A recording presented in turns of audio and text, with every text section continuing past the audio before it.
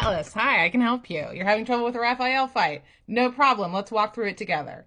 So first of all, let me validate you. Raphael is hard. He's challenging. He's got a really high AC, really high health, a lot of really nasty special abilities, and he brings a bunch of dudes to fight you. What the fuck? Only I get to bring dudes. It's his house, you know what I mean? He has the home field advantage in a major way. But, you can beat him. And I actually beat him on my first try, as a shrimpy little rogue. So it can be done. So first things first, let's go over Raphael because he's going to be the easiest to get a rundown on. He's got a really high AC, he's got really high health, he's going to be hard to hit, and it's going to take a while to wear him down. But he can be polymorphed, he can be stun locked with things like Tasha's Hideous Laughter and Otto's Irresistible Dance, and he can be silenced. He is mostly fighting you from a range, so what you want to do is bring your melee people to this fight. Beat the shit out of him. And the thing is, Raphael's not the only thing you have to manage in this fight. He brings a bunch of dudes with him, including Yu-Gear. If you don't succeed in persuading Yu-Gear to help you out instead, which I really recommend doing, if you have a high persuasion character, I would recommend letting them lead the party into this room so that they can persuade Yu-Gear to join you.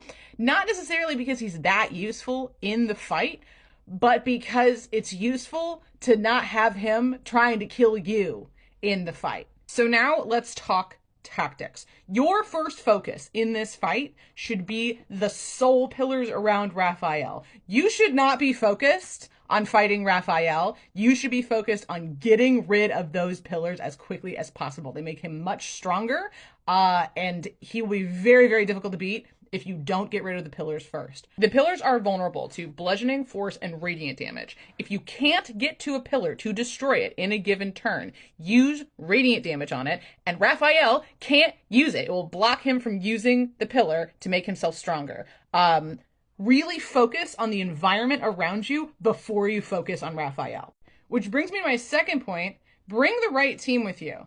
And by the right team, I mean Gale. Bring Gale with you to this fight. Oh my god. So first of all, the soul pillars are vulnerable to force damage. If you have a wizard with you and you have magic missile, you can take those out no problem. The other thing that Gale has is a lot of AoEs, hopefully.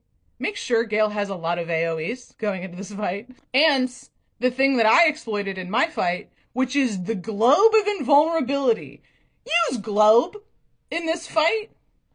Use globe. Bring Gale, use globe. This is my recommendation for the Raphael fight. The reason why you want to do that is because as long as Gale has the globe up, big AoEs are not going to hit your party and take them out in one shot, which is something that Raphael can do to a lot of your squishier characters.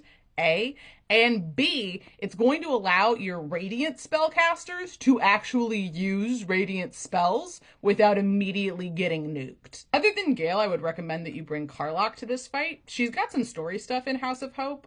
She's a good add to any group that's going into hell, and she's a pretty good pick as like a melee fighter going 1v1 with Raphael. She's resistant to fire damage as a tiefling, and she's just going to be able to handle being in close proximity, especially if she's got her rage up, because it's going to cut a lot of that incoming damage. For all of your melee people, make sure that they're equipped with bludgeoning weapons for this fight, because it'll make it easier to take out those pillars faster. Also, the third and most important element of this fight, to me, you have got to learn to use Hope effectively.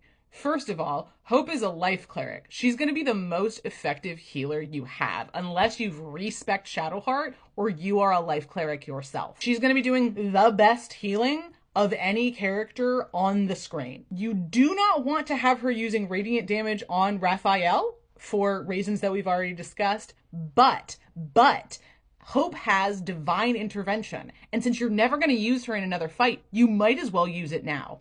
One of her divine interventions allows her to give your party the effects of a long rest instantly. Instantly. If anybody's down, they get the effects of a long rest. They're just back up with full health and full abilities.